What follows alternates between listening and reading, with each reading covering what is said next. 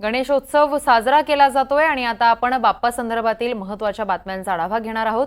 गणेशोत्सवाच्या पार्श्वभूमीवर मोठ्या प्रमाणात वेगवेगळ्या फुलांची मागणी वाढतीये। पुणे जिल्ह्यातील अनेक फुल उत्पादक शेतकरी हे मुंबई पुण्यासारख्या बाजारपेठेत फुलं पाठवतायत। सततच्या पावसाने काही प्रमाणात नुकसान झालंय। असं असलं तरी फुलांना मिळणाऱ्या अधिकच्या भावामुळे नुकसान भरून काढण्यास मदत होतीये।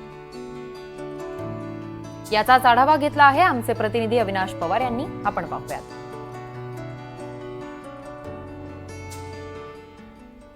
उत्सवाचा काळ सुरू आहे आणि या गणेशोत्सवामध्ये फुलांना ही मोठ्या प्रमाणात मागणी असते। विशेषतः जे उत्तर पुणे जिल्ह्यामध्ये फूल उत्पादक शेतकरी आहेत ते या गणेशोत्सवाच्या काळामध्ये ही फुलं पुणे मुंबईसारख्या बाजारपेठांमध्ये पाठवतात आणि या ठिकाणी त्यांना जो भाव मिळतो त्याच्यामधून निश्चितच त्यांना मोठ्या प्रमाणात फायदा होताना दिसतो।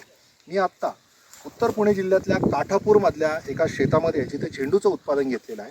योगेश करंडे म्हणून हे शेतकरी आहेत, यांनी या शेतामध्ये झेंडूची लागवड केलेली आहे। काय सांगाल, ही किती एकूण तुम्ही लागवड केलेली आहे, कशा पद्धतीचा तुमचा खर्च आहे आणि एकूणच उत्पादन कसं आहे? नमस्कार, योगेश करंडे, काठापूर। मी 24 जूनला लागवड केलेली आहे। साधारण हे 52 गुंठ्यात लागवड केलेली आहे। 7000 काडी बसलेली आहे। साधारण मला आत्तापर्यंत त्या झेंडूसाठी खर्च खतासहित तोडणीसहित 80,000 रुपये खर्च झालेला आहे। आता एकूण या वातावरणाचा काय परिणाम झाला आहे, रोगराई किंवा त्याच्यामुळे नुकसान?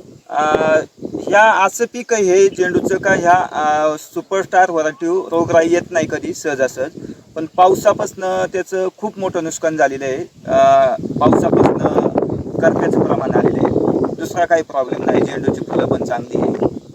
आता एकूण उत्पादन किती आले तुमच्या हातात, किती पैसे येतील साधारणतः आता या गणेशोत्सवामध्ये? साधारण गेल्या तोड्याचे 70-80 हजार रुपये आले।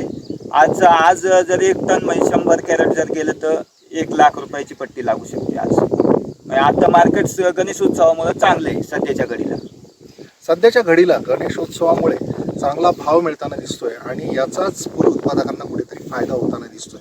त्यामुळेच उत्तर पुणे जिल्ह्यातले अनेक फूल उत्पादक शेतकरी केवळ झेंडूच नाही तर इतर फुलांचं देखील उत्पादन होत आहे आणि ते जवळच्या पुणे मुंबईसारख्या बाजारपेठांमध्ये जाऊन त्यांना 2 रुपये मिळताना दिसत आहेत। निश्चितच गणेशोत्सवामुळेच शेतकऱ्यांच्या चेहऱ्यावर हा आनंद खुलताना दिसतोय। अविनाश पवार, NDTV मराठी, काठापूर।